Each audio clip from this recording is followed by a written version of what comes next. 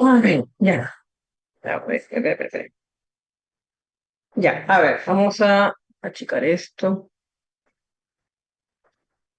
Y vamos a ponerlo por acá para que no me interrumpa. Ya. Muy bien, nos toca hacer las enfermedades neuromusculares. Ya, ya está. ¿Pero por qué?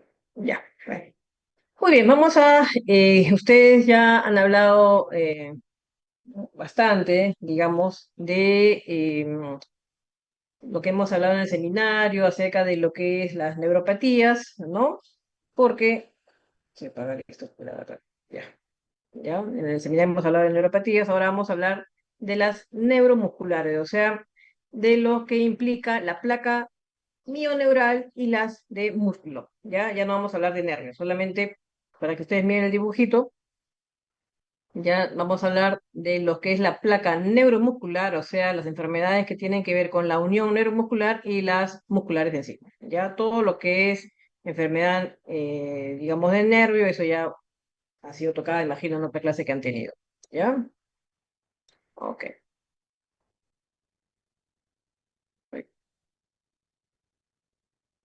Ay, ¿por qué no pasa? Ahí está.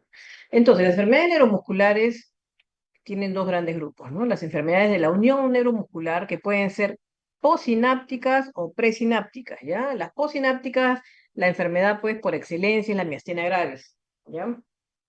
Que puede ser congénita o puede ser tóxica. Y la enfermedad de presináptica, bueno, es un síndrome miasteniforme, que es la del Lamberito, ¿ya? Que pues, generalmente puede ser paraneoplásica, ¿ya? Y también hay el botulismo, que también es parecida, ¿ya? Que también es presináptica, y también puede ser, hay enfermedad presináptica miasteniforme tóxica y congénita. Y las miopatías hay dos grandes grupos, las congénitas o las hereditarias y las adquiridas, ¿ya?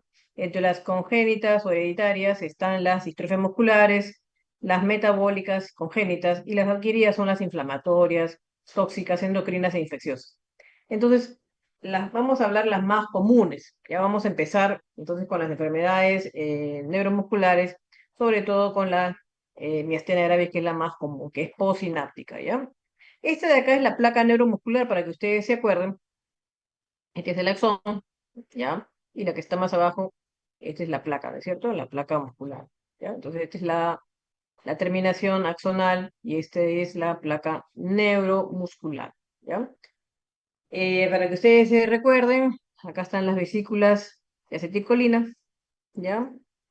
Y acá está Y acá está, ustedes se acuerdan pues que hay el influjo de la acción, del potencial de acción, se libera pues, se acuerdan tú el potencial de acción, se libera el calcio, que el calcio hace que se liberen las vesículas de acetilcolina, y las vesículas de acetilcolina tienen que, digamos, ponerse en el receptor, ¿no es cierto? Eh, de las, tienen que, digamos, hacer conexión con los receptores de acetilcolina para así, digamos, ejercer el potencial de acción en la fibra neuromuscular, en la fibra muscular, ¿cierto? Y propagar el potencial de acción en la fibra muscular, ¿no? Muy bien, entonces, obviamente, esa es la conducción normal, digamos, neuromuscular, ¿no? Ya está. Entonces, primero, vamos a recapitular, tiene que haber este potencial de acción, ¿cierto? Que con la bomba de sodio-potasio, ¿no? Entra sodio, sale potasio, después de ahí entra calcio, se aperturan los canales de calcio, después se liberan las vesículas de acetilcolina, después, ¿qué pasa? Hay una unión con los receptores de acetilcolina, después entra nuevamente el sodio, porque esto de acá, lo que tiene que pasar es que nuevamente va a haber un potencial de acción en esta membrana, entra sodio, sale potasio y nuevamente se propaga el potencial de acción en la fibra muscular. Ya está. Muy bien, ¿qué va a pasar pues en la miastenia gravis, que es esta enfermedad neuromuscular por excelencia, ¿no? Esta enfermedad de la placa mioneural, ¿no? Lo que va a pasar es que hay una destrucción, ¿no? Hay una destrucción de estos receptores postsinápticos, ¿no es cierto? Ya, miren acá, esto es lo normal, ya, son estos receptores postsinápticos, ya, de esta, ¿m? Este es el normal, por así decirlo, este es el axón y estos son los receptores posinápticos. Y acá vendría a haber una destrucción de estos receptores posinápticos en esta enfermedad inmunológica, ¿ok? Entonces, hay una alteración inmunológica, se destruyen unos anticuerpos, se destruyen estos receptores de acetilcolina, y esto constituye pues la enfermedad de miastenia gravis, ¿no? Entonces este constituye el mayor grupo de trastornos en la unión neuromuscular a nivel posináptico. Clínicamente, ¿cómo se caracteriza esta enfermedad? Se caracteriza por fluctuaciones. O sea, la característica de la miastenia gravis es la fluctuación motora. ¿Qué significa eso? Que en el día la miastenia puede estar muy bien en la mañana y en la noche está muy mal, ¿no? O sea, hay esta fluctuación en el día, ¿ya? Obviamente con el ejercicio también está peor, ¿no? O sea, hay cosas que empeoran la miastenia. El ejercicio lo empeora y mejora con el reposo. Y obviamente también hay fatigabilidad. O sea, son dos cosas que caracterizan a la miastenia, la fluctuación motora y la fatigabilidad.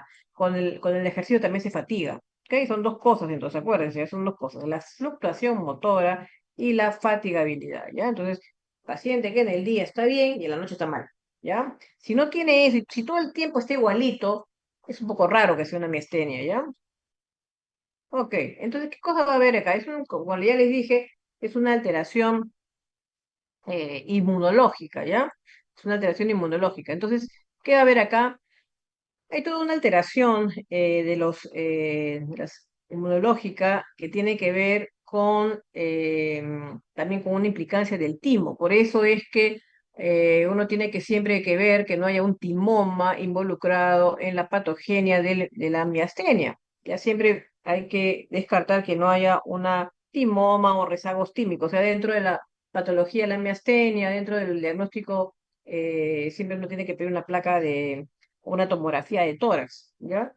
Para ver de que no haya un problema neoplásico, de que en la cual haya habido o haya un tumor del timo, ¿no? ¿Por qué? Porque puede haber un aumento de estas células T, linfocitos T autorreactivas y producir anticuerpos, ¿ya? Una producción anormal de anticuerpos que puedan aumentar la activación del complemento, ¿ya? La activación del complemento, y estos obviamente aumentar, aumentar la degradación, ¿no? Aumentar la degradación de acá de estos receptores, ¿ya? Acá están los receptores de acetilcolina, ¿ya? Entonces promueven estos anticuerpos promueven la degradación de estos receptores, ¿ok? Obviamente, si destruyen estos receptores, ya no se va a poder hacer el acoplamiento de la normal, digamos, de la acetilcolina con su receptor correspondiente. ¿Ya? Eso es lo que va a pasar en la miastenia gravis. ¿Ya? Ya está.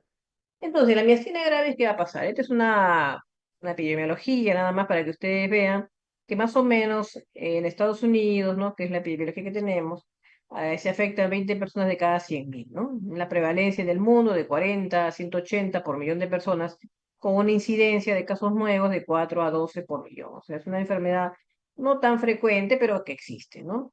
Generalmente las mujeres, como en todas las enfermedades inmunológicas, son las más afectadas, y más o menos, pues el inicio es de 20, 30 años, como en todas las enfermedades inmunológicas, que más o menos empieza en la juventud.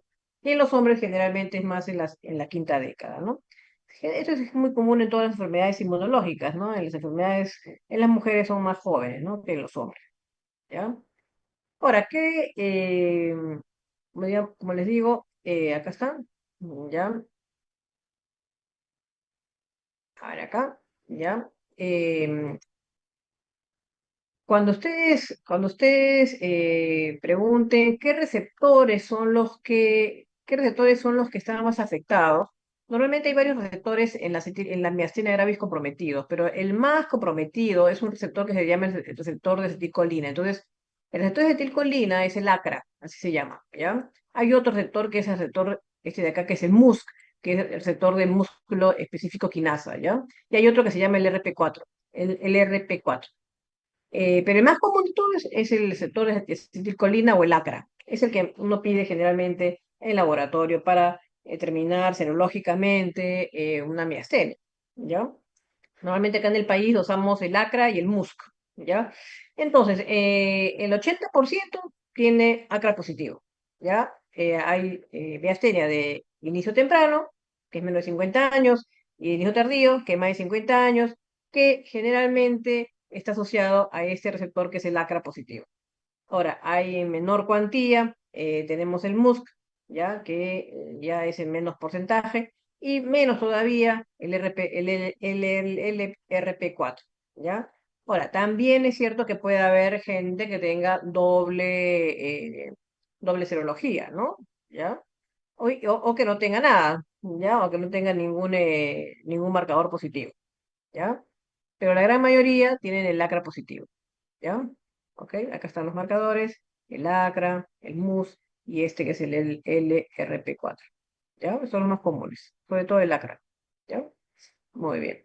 Ahora, generalmente el ACRA positivo está determinado para las miastenias generalizadas, porque hay dos tipos de miastenia, la miastenia ocular y la miastenia generalizada.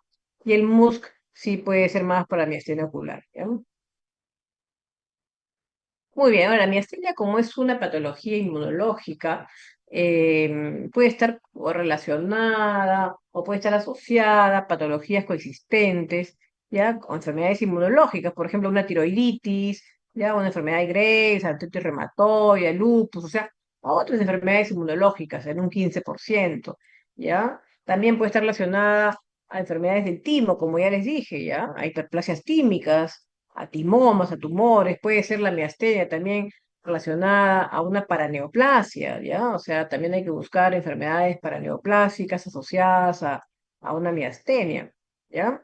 Entonces, fíjense ustedes acá, la miastenia pues, puede compartir varias cosas, ¿ya? Patologías del timo, enfermedades inmunológicas, miocarditis, esto ya es más raro, ¿no? NMO, ELAS, no tan frecuente, ¿ya? Y a otras relacionadas al tratamiento. O sea, sí es cierto que pueden haber algunas patologías medicamentosas que pueden dar miastenia, ¿no? Penicilamida, por ejemplo, pero no es común, ¿ya? Más común es enfermedades inmunológicas o enfermedades del timo, ¿ya? ¿Cómo es el cuadro clínico de una miastenia? Como les dije, la miastenia puede ser de dos formas, dos grandes formas clínicas. Una es la miastenia ocular, que se caracteriza por tosis. Miren ahí la figurita, paciente con tosis palpebral, puede ser bilateral o puede ser de un solo lado, ¿ya?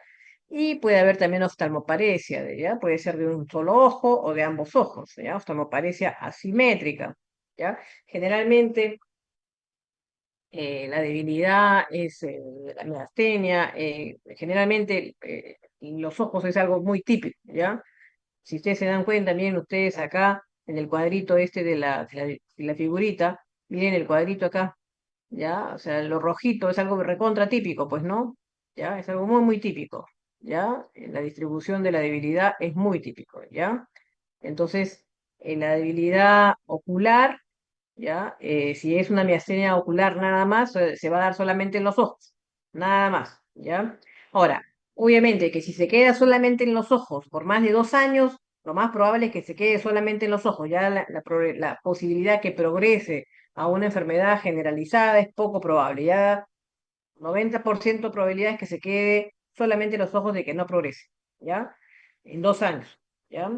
Porque puede empezar como ocular y después puede progresar a una generalizada, pero si se queda en 2 años, ya ahí se queda nomás. Ahora, la miastenia generalizada es una enfermedad que aparte de los ojos, obviamente da compromiso vulvar, pacientes que tienen problemas de disfagia, no tragan bien, problemas para hablar, tiene una voz gangosa, una voz nasal, ¿no? Y tiene una cuadriparesia, pero es una cuadriparesia proximal. Fíjense ustedes acá en el dibujito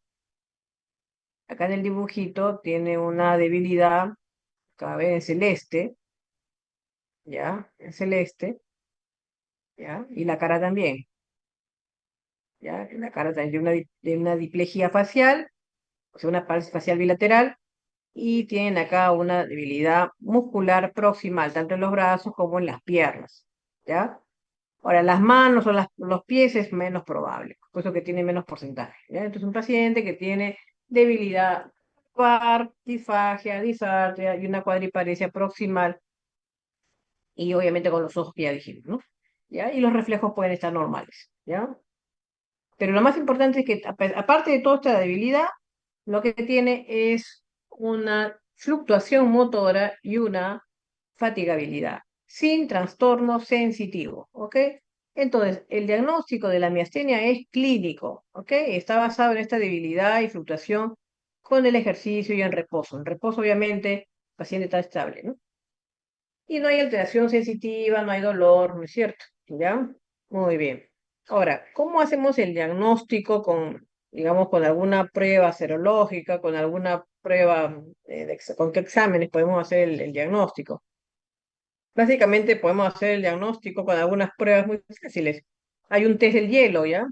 Entonces agarramos hielo y le ponemos en los ojos, ¿ya? Entonces, el hielo o el frío mejora la conductividad neuromuscular.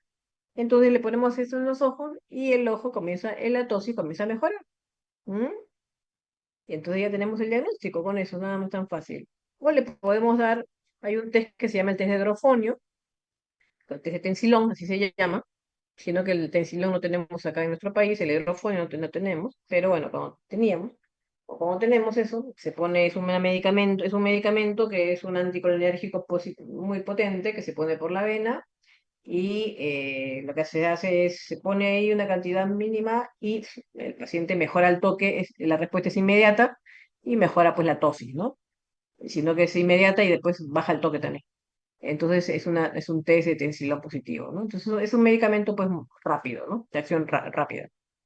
Ahora, lo que se hace, lo que nosotros hacemos, básicamente le hacemos una cosa que se llama test de estimulación repetitiva, que voy a explicarle después en qué consiste.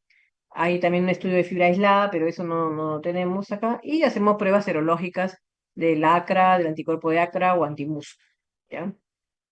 Acá les digo el test de tensilón o hidrofonio, ya tiene una sensibilidad, mire, casi de 97%, con una especificidad de más del 80%. Y acá está, mira, acá está con tos y palpebral este paciente, le ponen el test de hidrofonio al toque, ¿no? ¿Ve? Pero dura segundos, ya 5 o 10 minutos, inicia en 30 60 segundos y dura 5 o 10 minutos, ¿ya? ¿Cuánto se pone? Se pone 0,1 miligramos por kilo en niños y es 1 miligramo endovenoso o 2 miligramos intramuscular. Generalmente se pone en la vena, ¿ya? Y uno va poniendo lentito, 1 miligramo endovenoso, ¿ya? Se va poniendo de 0,1 en 0,1 en 0,1 hasta llegar a 0,5 generalmente. Y bueno, pero como es un anticolinérgico, o es un colinérgico, perdón, es un colinérgico potente, puede haber arritmias, bueno, una serie de cosas, y tiene que tener atropina por si acaso. Bueno, cuando yo le he visto, la cosa es increíble, el paciente está con tosis, le pones el tensiló y mejora pues al toque, ¿no? ¿Ya? La respuesta es increíble, cuando la respuesta es positiva, es positivísima, ¿ya? Es como poner mucha acetilcolina, es la respuesta colinérgica increíble, ¿ya? Y el test del hielo es lo mismo, poner hielo, ¿ya? 2 minutos y mejora la tosis, ¿ya? Se puede hacer, ¿ya? No es invasivo, ¿ya? Barato, seguro, ¿no es cierto? ¿Ya? Porque mejora la conductividad neuromuscular, ¿ya? Muy bien. Este es el dosaje de anticuerpos, también se puede hacer, ¿ya? El dosaje del ACRA y el dosaje del MUSC, ¿ya? Generalmente en el ACRA, eso del ACRA lo tenemos en el 80% en miastenias generalizadas y un 55% en las oculares. Y en cambio en el MUSC, generalmente son los ACRA negativos, ¿no? ¿Ya? Son los que tenemos que dosar en el MUSC. Los que son generalizadas, generalmente son pues, ACRA positivos, ¿no? Ya, ya está. Ok, ¿en qué consiste lo que les dije, el test de estimulación repetitiva? A ver, esto se hace con la conducción, con el estudio de conducción en los estudios neurofisiológicos. Normalmente cuando uno hace un estímulo de conducción, un estímulo, un potencial de acción, un estímulo, un nervio cualquiera, sale un estímulo así, esta amplitud. Uno vuelve a estimular el nervio, cualquier nervio, el mediano, por ejemplo, estimulo el mediano, sale una amplitud así. Vuelvo a estimular el mediano, la amplitud es normal, es la misma. Hago un tren de estímulos de 10 estímulos, ¿ya? 10 estímulos, igualito. Los estímulos deben ser iguales, la amplitud debe ser igual, no tiene por qué caer, ¿ya? Debe ser igual, igual, es lo normal. La respuesta debe ser normal, es igualita. Los estímulos, miren la amplitud, es igualita, ¿ya? Eso es lo normal. ¿Qué pasa en una miastenia? En la miastenia, bueno, acá está un poco exagerada la respuesta, ¿ya? En verdad la respuesta es así. Normalmente las tres primeras respuestas son iguales y después ya empieza un decremento de más del 10% de la amplitud, ¿ya? Entonces más o menos por acá está igual, igual y después comienza un decremento, ¿ya? ¿Por qué? Porque primero al comienzo haces tu potencial, está bien, después haces el segundo potencial, está bien, el tercero está bien y de ahí a partir del cuarto comienza a caer. ¿Por qué? Porque la cantidad de acetilcolina ya no es la misma. Ya se comienza a agotar la acetilcolina, ya la recaptura de acetilcolina ya no es la misma, ya no hay, y ya comienza a bajar pues el potencial de acción. ¿Ya? Eso es lo que pasa en la miastenia. ¿Ya? Muy bien, ¿y qué más? Tenemos que ver pues en las placas de tórax, tomografía, tenemos que ver que no haya no sé, una hiperplasia tímica o un timoma. Eso es lo que tenemos que ver. ¿Ya? ¿Cómo se trata la miastenia? Se trata pues con piriostimina, ya que es un inhibidor de la acetilcolinesterasa, o sea, que hace, bloquea la recaptura de la acetilcolina, ¿no? Inhibe la enzima de la acetilcolinesterasa, ¿no es cierto? ¿Ya? El efecto es rápido, es a los 15-30 minutos por vía oral y más o menos dura 4 horas, ¿ya? La pastilla viene de 60 miligramos y tomamos esa pastilla, dura más o menos, como les dije, 4 horas, ¿ya? Y más o menos la pastilla puede tomarse, se empieza con dosis bajas, podemos partir la pastilla, mitadcita de pastilla, cada 8 horas, después una pastilla cada 8 horas, después cada 6 horas, después cada 4 horas, se puede tomar hasta 12 pastillas al día, se va subiendo de acuerdo a la tolerancia del paciente. ¿Ya? Dependiendo de la tolerancia del paciente, ¿ya? ¿Ya? Pero básicamente uno va empezando de acuerdo a cómo la dosis inicial, como les digo, es mitad, o sea, 30 o 60 miligramos, 3 a 4 veces al día, dependiendo de los síntomas, ¿ya? Pero puede ir subiendo de forma gradual.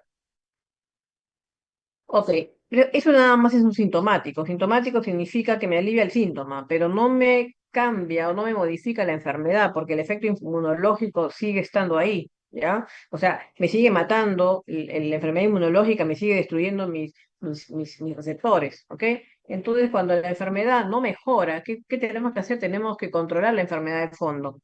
¿Y cómo controlo yo mi enfermedad de fondo? Con un inmunosupresor, ¿ya? Entonces, el tratamiento inmunosupresor es con corticoides. ¿Ok? Corticoide, que es lo que me actúa más rápido. Ahora, es lo que me actúa más rápido, pero puedo yo usar a la larga algunos ahorradores de corticoides, como acetioprina, micofenolato, ciclosporina, o sea, hay otros ahorradores de corticoides para que no use tanto corticoide. Por ejemplo, en un paciente joven, no voy a mantenerlo con corticoide eternamente porque también tiene una serie de contraindicaciones, de efectos colaterales, ¿no? Pero en forma rápida, se actúan pues rápidamente, ¿no? Entonces se inicia dosis altas, 1 miligramo por kilo de repente, 60-80 miligramos por vía oral, ¿no? Y poco a poco se va disminuyendo en forma paulatina los corticoides, ¿no? Ahora, también se puede hacer una cosa que se llama timectomía. La timectomía obviamente está indicada en todos los pacientes que tienen timoma, ¿ya? Y generalmente en los pacientes que tienen menos de 60 años. Y sobre todo en aquellos pacientes que uno los diagnostica precozmente, ¿ya? Ahora, en pacientes más añosos, más de 60 años, complicado, ahí sí no está indicado. Y en pacientes que tienen miastenia ocular nada más, tampoco, ¿ya? Entonces está indicado en quiénes, en pacientes que son menores, jóvenes, y en pacientes que tienen miastenia generalizada, ¿ya? Y obviamente en pacientes que tienen tipoma, eso sí, ¿ya? Ahí le han puesto 55 años hasta los 60, ¿ya? Muy bien, entonces, ¿cómo hacemos con una miastenia? Tenemos que confirmar el diagnóstico, les damos pues su inhibidor de colesterasa, tenemos que ver la timectomía, si el paciente es joven, si el paciente controla los síntomas, perfecto, ¿ya? Si controla los síntomas, bueno, se sigue solamente con su anticolesterásico, que viene a ser su Bamiastel o su Ernestinón, qué sé yo. Si no controla, bueno, podemos usar corticoide o acetoprina, dependiendo con cuál queremos dejarlo. Si tiene un efecto adecuado, bueno, continuar con la dosis más bajita de corticoide o acetoprina. Si no, pues tenemos que reemplazarlo con otro inmunosupresor. Puede ser micofenolato, rituximab, metotrexate, ciclosporina, bueno. Actualmente, ahorita en el mundo, ya hay medicación exclusiva para miastenia, ¿ya? Que son ¿cómo se llama? Los anticuerpos monoclonales, ¿ya? Por ejemplo, está el Ravulizumab, hay medicamentos especiales para eso, el Eculizumab, o sea, pero se usan para miastenias de tipo refractario, ¿ya? Que no han ido bien con los tratamientos estándares, digamos, ¿ya? Y bueno, ¿ya? Entonces, son tratamientos ya, digamos, de rescate, ¿no? ¿Ya? Ok. Ahora, eso es la miastenia normal, pero ¿qué hacemos con una crisis miasténica? Que son los pacientes que normalmente llegan por emergencia. Son pacientes que tienen miastenia, pero que llegan con crisis. ¿Crisis qué significa?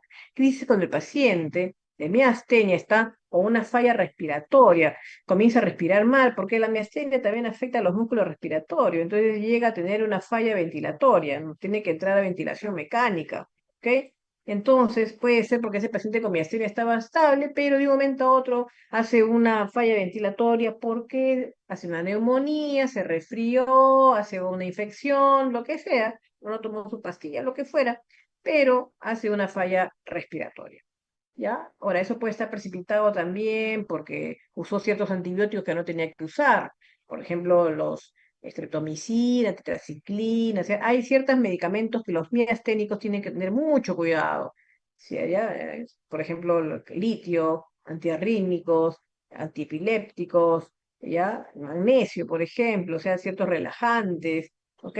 Entonces, hay ciertas cosas que los que son miasténicos tienen que tener su cartilla qué medicamentos sí pueden usar y qué medicamentos no pueden usar, ¿ya? Generalmente hay ciertos antibióticos que ellos sí pueden usar, que son los derivados de la penicilina, esos sí pueden usar, ¿no? Pero después, por ejemplo, estreptomicina, kanamicina, amicacina, esos no pueden usar, ¿ya? Tampoco pueden usar los que son quinolonas, tampoco, ¿ya? Entonces, hay algunas cosas que no, ¿ok?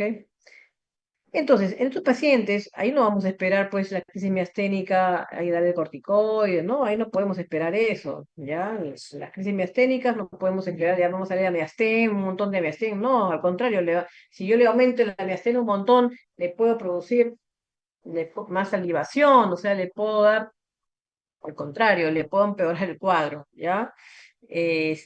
Ahí, ¿qué tenemos que hacer? Tenemos que ingresarlo a la emergencia, ¿ya? Y tenemos que llevarlo ¿a dónde? A la UCI, ¿ya? Tenemos que llevarlo a la UCI, ¿ok? ¿Por qué? ¿Qué pasa? El paciente con una crisis miasténica no es que pues esté normal y en eso, de un día para otro, entre una crisis, tampoco están así.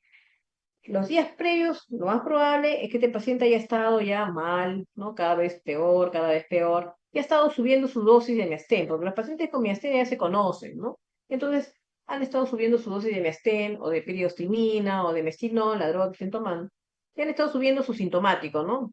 Ya han estado subiendo su sintomático, su pastillita, ¿no? ¿No? Pero ¿qué pasa? Lo que pasa es que como son drogas que aumentan la acetilcolina, uno de los efectos colaterales de la acetilcolina, ¿qué es? Es la cialorrea. Entonces comienzan a tener mayor cialorrea, mayor cialorrea. Entonces llega un momento en que ya hace una crisis también por tanta medicina de colesterásicos, ¿ya? Entonces cuando ya llegan a ese extremo, ya tenemos que parar, pues tenemos que parar el anticolesterácico, ¿ok? Tenemos que parar, ¿ya?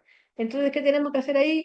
Ya, paramos el anticolesterácico, estamos ante una crisis miasténica, tenemos que evaluar la función ventilatoria, tenemos que pedirle que el paciente haga su cuenta inspiratoria.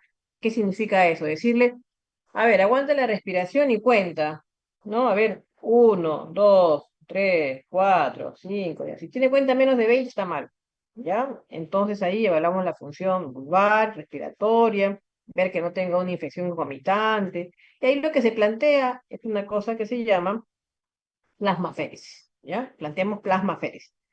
Es lo que hacemos acá en el hospital. Hacemos plasmaféresis, también se puede hacer inmunoglobulina, ¿ok?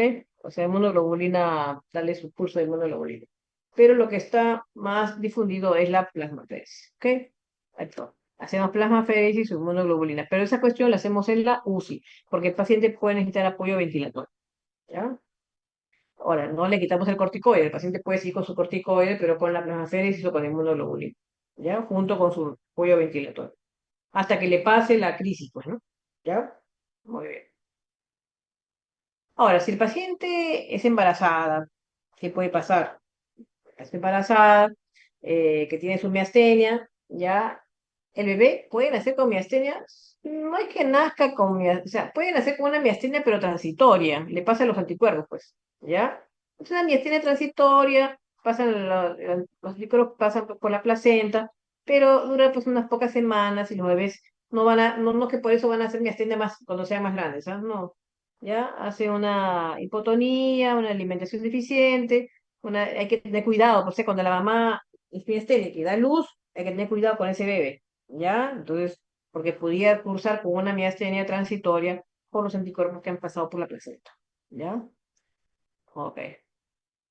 Ahora, hay una cosa que se llama miastenia congénita, es otro cantar, es otra cosa, esto no es inmunológico, es una miastenia congénita, es un trastorno hereditario, ¿ok? Digamos, un grupo de trastornos hereditarios en los que la transmisión neuromuscular está alterada, pues, ¿no es cierto? ¿Ya? Por un problema de mutación, ¿ok? A nivel de la placa neuromuscular, ¿ya? Ok. Ok, y esto es lo que les decía, que a veces hay miastenias que pueden estar inducidas por fármacos también.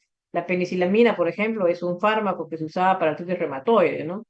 Y también se usaba para enfermedad de Wilson. Ya poco a poco ya no se usa mucho, ¿no? Pero también se usaba para, digamos, en alguna época se usó, ¿no? Ya, ya casi no se usa esto, ¿no?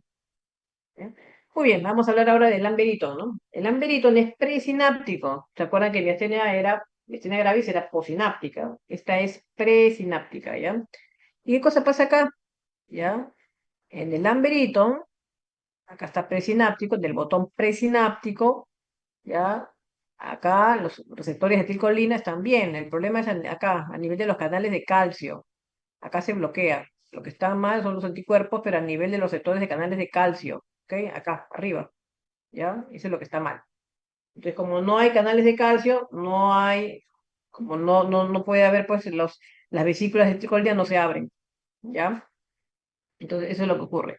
El trastorno es un trastorno presináptico de la unión neuromuscular producida por anticuerpos contra los canales de calcio dependientes del voltaje del terminal presináptico que altera la liberación de las vesículas de acetilcolina. ¿Ok? Entonces, ¿cuál es la clínica? Es parecida, hay debilidad muscular, ¿no? A nivel de los miembros inferiores y también es proximal, pero acá, digamos, hay alteración también de la musculatura vulvar, ¿ya? También puede aparecer ptosis, diplopia, ¿ya? Pero acá, a diferencia de la miastenia, hay mejoría con el ejercicio, ¿ya? ¿Ok? Y hay una cosa que es diferente, que hay una cosa que se llama la disautonomía, o sea, puede haber visión borrosa, sequedad de boca, ya impotencia, son cosas que no hay en la miastenia. Entonces, la disautonomía se llama, ¿ya? Y la otra cosa que también puede ser una enfermedad paraneoplásica, puede estar asociada a cáncer de pulmón, por ejemplo, y acá sí hay una cosa muy, muy particular, ¿no? Hay una cosa que se llama la estimulación repetitiva, que en vez de que hay un decremento, ¿no? Al contrario, hay un aumento del potencial. Cuando uno hace una estimulación repetitiva, en vez de que haya un decremento, como les dije que hay en la miastenia, al contrario, hay un aumento del potencial en la respuesta, ¿ya? Yo voy haciendo el test de estimulación, pero en vez de que baje, aumenta. Es lo contrario a la miastenia, ¿ya? Ok. En el botulismo, ¿ya? También es presináptico, pero ese es por una toxina, ¿no es cierto? Una toxina que produce una parálisis, la toxina botulínica, ¿no es cierto? ¿Ya? Que bloquea la liberación de acetilcolina mediada por calcio. Es parecida al anterior, ¿no es cierto? Pero este es por una toxina, ¿ya? Aquí, pues obviamente es un problema, ¿no? Puede ser por heridas o por las conservas, qué sé yo. Y acá básicamente puede haber una disfunción gastrointestinal, disfunción vulvar, y bueno, también hay parálisis descendente simétrica, ¿no es cierto? Casi casi ya no hay esto, pues, ¿no? Parálisis de los músculos estriados, afectándose los pares craneales, ¿no? Y ahí parálisis de los músculos respiratorios hasta llevar a la muerte, ¿no? ¿Qué cosa hay acá? Básicamente la confirmación de la toxina en el suero, y lo que hay que hacer acá es soporte, pues soporte vital, ¿no? Hasta que pase el efecto de la toxina, ¿no? ¿Qué cosa hay que hacer acá? Básicamente la antitoxina equina, ¿no? Ya, pero por último solamente hay que el soporte, ¿no? soporte para que pase, hasta que pase el efecto de la toxina. Muy bien, la segunda parte básicamente de la primera parte, lo más importante es la miastenia, ¿ya? Y la segunda parte es las miopatías, ¿ya? Las miopatías vamos a hablar de las más comunes, porque miopatías son un montón, pero las más comunes básicamente son las miopatías, las que ustedes de repente puedan ver, que son las miopatías inflamatorias, ¿ya? Son dos grandes grupos, en verdad, son las miopatías hereditarias y las miopatías adquiridas, ¿ya? Las miopatías hereditarias son más comunes, las distrofias musculares. Los dos grandes grupos de distrofias musculares son distrofinopatías, que son las alteraciones de la distrofina, que están ahí la de Duchenne y la de Becker. Después tenemos distrofia miotónica de Stener, la de cinturas y la espacio escápula humeral. Ahora, las más comunes, ya, la de Duchenne y la de Becker. La de ustedes, bueno, de repente para que alguna vez vean, está complicado, porque esto no se ve así nomás, no es tan común, ¿ya? A menos que sean de la especialidad, ¿ya? La que ustedes de repente alguna vez puedan ver cuando roten en medicina interna, básicamente son las enfermedades reumatológicas, que son las enfermedades, como te digo, dermatomiositis o las polimiositis, que son enfermedades miopáticas inflamatorias, que son las que vamos a hablar después. Solamente voy a hablar unas grandes rasgos de estas distrofias musculares que son enfermedades hereditarias. Ya, la más común, la de Duchenne. Ya, es la más común, es la distrofia muscular de Duchenne. Bueno, pues es la más responsable del 50% de todos los casos. La de Becker es un Duchenne, pero que afecta a los varones, digamos, pero que es como un Duchenne, pero menos grave, que digamos, presenta pues en mayor edad, ¿no? Casi en la adolescencia, por ahí, ¿ya? Después tenemos la fascia escapulohumeral, que básicamente afecta a la cintura, ¿cierto? ¿Ya? Afecta a los adolescentes de ambos sexos, pero puede aparecer hasta los 40 años, ¿no? Y la de cinturas, ¿no? También, pues es en la adolescencia o en los primeros años de la adultez. ¿Ya? O sea, es parecida de cinturas, ¿no? Sino que la fascia escapulohumeral, la parte de las cinturas, también viene en la cara, pues, ¿no? Y la distrofia miotónica, ¿qué cosa tiene de diferente? En que la distrofia miotónica afecta a hombres como mujeres, pero afecta también en 20 y 30 años de edad. Pero de diferente tiene que hay una cosa que se llama el fenómeno miotónico. ¿Qué significa eso? Vamos a hablar de eso después, que es algo interesante, que tendrían que verlo algún día, no sé. Pero el fenómeno miotónico es la incapacidad que tiene uno de relajar un músculo. Es como que yo les doy la mano, aprieto la mano y me quedo con la mano apretada. No puedo relajar el músculo y me quedo como que tuviera un calambre permanente, ¿ok? Así totalmente duro, ¿no? Muy bien, vamos a hablar una cosita nomás de la distrofia de Duchenne y Becker, ¿ya? Son enfermedades muy tristes, bueno, más que nada el Duchenne, porque aunque actualmente ya hay tratamiento, ¿ya? Pero son re caros, son carísimos, carísimos, carísimos, están por carísimos, son impagables, ¿ya? Pero son tratamientos pues, genéticos actualmente, ¿no? Son enfermedades recesivas ligadas a cromosoma X que se producen por alteración del gen de la distrofina, ¿ya? Generalmente son en niñitos, pues se ve esta alteración en niñitos, ¿ya? Que nacen aparentemente bien, ¿no? Pero que cuando van en su desarrollo se va viendo que no van caminando bien, ¿no? Que su desarrollo psicomotor no es el adecuado, pues no es su corrida, digamos, su desarrollo, eh, digamos, su marcha no es la normal, ¿no? Entonces comienzan digamos, a visitar a los médicos porque, eh, digamos, su desarrollo pues no es el habitual, ¿no? Entonces comienzan digamos, no suben bien las escaleras, ¿no? Tienen un trastorno motor pues inadecuado, ¿no es cierto? Entonces, su debilidad pues inicia pues como a los 3 años, ¿no?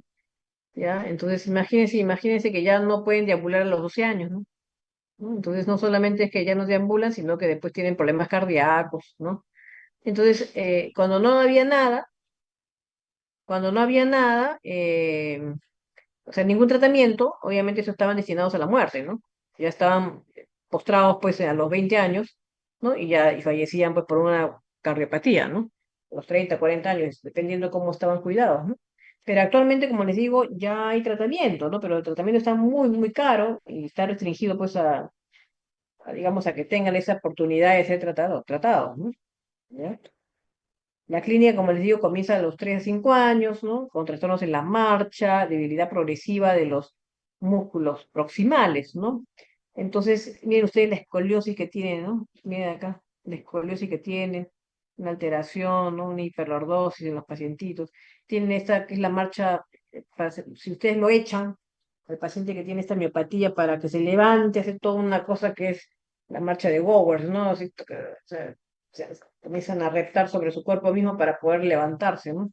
Esto se llama escápula alada, fíjense ustedes acá en las escápulas, ¿ya? Tiene una hipertrofia de los gemelos acá, pareciera gordito, ¿no? Pero esto es pura grasa, ¿ya? Entonces estos pacientitos no tienen debilidad, tienen debilidad pues en la musculatura proximal, es más o menos simétrica, ¿no? Y finalmente fallecen de qué? De debilidad respiratoria, ¿no? De los músculos de la respiración. En la electromiografía, ¿qué cosa va a haber? Unidades miopáticas, que son unidades chiquititas, ¿ya? Bien típicas en la electromiografía. Y en la biopsia, pues hay unas infiltraciones grasas, ¿no? Y ausencia, pues, de distrofina, ¿no? ¿Ya? También se puede hacer diagnóstico con resonancia, pero hay una prueba, pues, la prueba genética, ¿no? Que demuestra, pues, la ausencia de la distrofina, ¿no? ¿Ya? Muy bien, acá está. ¿Ya? La distrofina, generalmente son hombres los afectados, ¿ya? Acá está el 100% de hombres afectados, ¿ya? Y también la de Becker, también 100% de hombres afectados.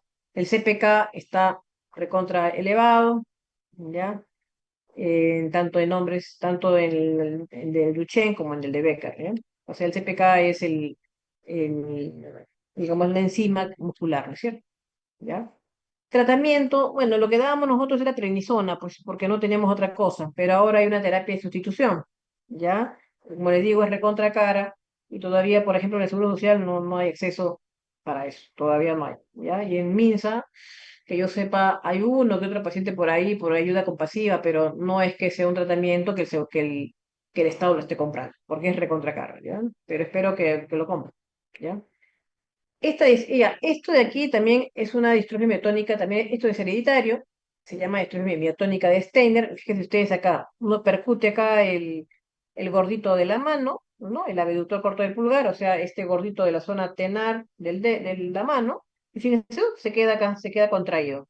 Eso se llama fenómeno miotónico, que cuando uno pone la aguja ahí en la electromiografía, suena una cosa pues rara, ¿no? O sea, eso no es normal. Uno escucha, bueno, algún día ojalá que escuchen eso, pero uno escucha eso en la electromiografía y eso no se olvida nunca, nunca, porque es un ruido particular que es el fenómeno miotónico, ¿ya? Entonces son pacientes así, así como este, adelgazados, con una frente amplia, con una hipotrofia de los temporales, ¿ya? Que tienen una debilidad distal, a pesar de que son miopáticos, hacen debilidades distales, o sea, no todos los miopáticos son debilidades proximales, ¿ya? Pero también tiene debilidad facial, ¿eh? O sea, estos pacientes están ya con la cara media flaca, cara caída, también con debilidad de los flexores del cuello, pero también, como les digo, tiene alteración de la lengua, del paladar, tiene alteración de la voz nasal, pero tiene debilidad distal, tanto de los pies como de las manos, ¿ya? Pero lo más característico de este paciente es esta cosa, el patrón miotónico, ya que no puede relajar cuando contrae, ¿ya? El diagnóstico es con la electromiografía, pues. ¿Qué se usa aquí? Se usa estabilizadores de membrana tipo fenitoína, carbamazepina, para mejorar un poquito esta contractibilidad. Pero en verdad es un problema hereditario que eso igualito va a pasar, ¿ya? Así que empeora con el frío. Así que, pues, en verdad, eso va a seguir empeorando. O sea, empieza como a los 20, 30 años y eso en verdad va a seguir empeorando. Así que, bueno, uno puede mejorar un poquito los síntomas, pero igual va a seguir progresando. Y ya para que sepan un poquito de las enfermedades que sí pueden ser que vean, son las miopatías adquiridas. ¿Y cuáles son las adquiridas? Son las miopatías inflamatorias, ¿ya? Las miopatías inflamatorias son estas que son mediadas obviamente, por algún tipo de lesión inmunológica. ¿Cuáles son? Las dermatomiositis, polimiositis y sobre todo las miopatías por cuerpos de inclusión, ¿ya? O las miositis inespecíficas. O sea, son aquellas que son miopatías adquiridas, ¿ok? Ya está. Estas son las más comunes, ¿ya? Todas son proximales, miren ustedes acá, ¿ya? Son proximales, ven acá, ¿ya? Proximales, ¿ya? ¿Ya? Ahora, dermatomiositis, polimiositis, ¿ya? Generalmente puede ser en adultos, generalmente. Las miositis por grupos de inclusión son en hombres, ¿ah? Y son hombres mayores. Casi todas son proximales, en cambio las de grupos de inclusión pueden ser también distales, ¿ok? Ahora, como es dermatomiositis, hay problemas en la piel, pues, ¿no es cierto? ¿Ya? Em, Obviamente ya cuando hay hallazgos patológicos en las biopsias, ¿no? Ciertas cosas especiales. Pues, en los cuerpos de inclusión hay unas vacuolas, ¿no? Pero acá lo que importa, como le digo, es la distribución, ¿ya? Por definición, la dermatomiositis y la polimiositis son simétricas, proximales. Y las de cuerpos de inclusión sí pueden tener distales, ¿ya? Obviamente, las que son las dermatomiositis tienen estas lesiones en la piel, ¿ya?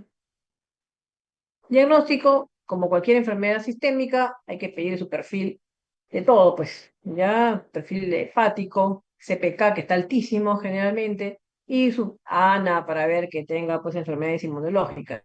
Electromiografía sale inflamatoria, ya, inflamatoria significa que sale, pues, que tiene denervación, o sea, sale, este, con patrón inflamatorio en la electromiografía. Y en la resonancia también se ve que hay inflamación en la resonancia, ¿ya? Acá está inflamadito, ¿no? ¿Ya? ¿Ok? Y en la biopsia muscular confirma, pues, con un infiltrado linfocitario, ¿no es cierto? ¿Ya? Que hay inflamación, ¿ya? Eso de acá, son unidades miopáticas, unidades chiquititas en la electromiografía, ¿ya? Bueno. Y por último, las miopatías metabólicas. Las miopatías metabólicas, eso sí es más o menos común verlo, ¿ya? Son aquellas que a veces son pacientes que son aparentemente normales, pero que hacen ejercicio un montón, haciendo una maratón, y después están que les duele todo, ¿ya? Y el CPK se les eleva un montón, ¿ya? Entonces generalmente se precipitan cuando hacen ejercicio, ¿ya? Entonces, y el CPK se eleva un montón, ¿ya? Entonces, y en el estudio uno ve, ¿por qué será, no? Debe ser una miopatía metabólica, porque antes estaban normales, ¿ya? Entonces, ¿qué cosa es? Es una intolerancia al ejercicio, ¿ya? Entonces puede ser, pues, de repente, porque tiene una alteración del glicógeno, o una alteración de los ácidos grasos, o una miopatía mitocondrial. Dejan de hacer ejercicio y todo mejora, ¿ya? Entonces, lo que se hace ahí es estudiar qué metabolito o qué metabolito pues está alterado, ¿no? Y no hacer pues el tanto ejercicio, ¿no? Eso es lo que, porque después no hay otra cosa más, ¿ya? Y si hay alguna respuesta que uno puede hacer, pues, a veces uno puede reponer alguna cosa que esté faltando, ¿no? Alguna enzima que esté faltando, ¿no? ¿Ya? Pero básicamente lo que se hace es, no exagerar el ejercicio, ¿ya? Ujú, ¿ya? Porque, como les digo, ¿no? Puede ser por una alteración del almacenamiento de glucógeno, ¿ya? O por ácido graso o por mitocondrial, ¿ya? Hay otras miopatías que pueden ser tóxicas, pues por el alcohol mismo, por los corticoides, por estatinas. Es muy común las miopatías por estatinas. Ahora que uno toma atorvastatina, por todo, ¿no? También por HIV o por problemas hormonales también, ¿ya? Por tiroides, por ejemplo, hipotiroidismo, hipertiroidismo, ¿no? ¿Ya? Muy bien, ya para acabar, ay, un ratito, déjeme hacer una llamadita. Ya, déjeme hacer una llamadita, una cosa rapidísima, nada más. Un ratito ya, un ratito ya. Ay,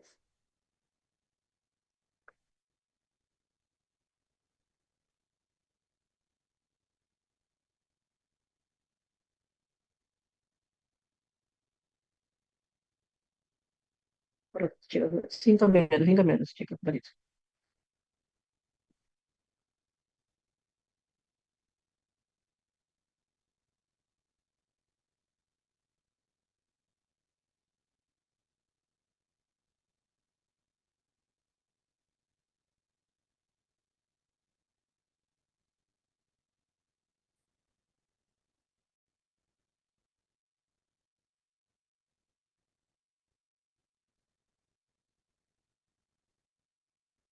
Ya, ok, ya está.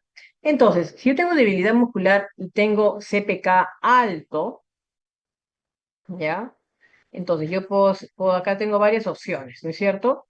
Ya, si esta debilidad muscular es de las piernas y mis reflejos están presentes, están normales mis reflejos, y tengo una electromiografía que dice que tengo alteración miopática y tengo alteraciones hormonales, bueno, puede ser una alteración endocrina, pues no es cierto. Si tengo alteraciones hormonales, puede ser una alteración endocrina.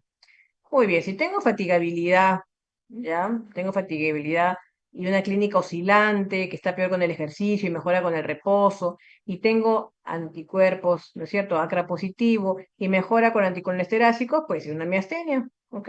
Si tengo una historia familiar, que tengo una alteración proximal, tengo una alteración facial, tengo un patrón acá tengo que según esto de acá tengo una electromiografía, un patrón miopático, y tengo una biopsia muscular positiva, puede ser una distrofia muscular, ¿no?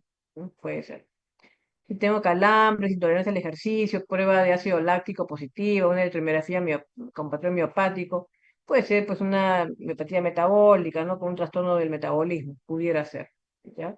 Si tengo una alteración en la piel, y tengo pues una electromiografía positiva, pero tengo también alteraciones inmunológicas, podría ser esto una miopatía inflamatoria. ¿Ya? Si tengo acá una alteración de un fármaco, ¿no? Podría ser una miopatía tóxica también, ¿no es cierto? ¿Ya? Si tengo una elevación del IgE, podría ser una parasitosis, qué sé yo, una miopatía por una miositis eosinofílica, ¿no? ¿Ya? Muy bien, entonces ya para acabar, entonces la patología muscular o de la unión neuromuscular suele afectar con mayor frecuencia en regiones proximales, como ya dijimos, ¿no? Causas más frecuentes son las adquiridas, menos frecuentes las hereditarias, pues, ¿no? Las que ustedes van a ver mayormente. Las tóxicas inducidas por fármacos asociadas a enfermedades sistémicas, ¿no?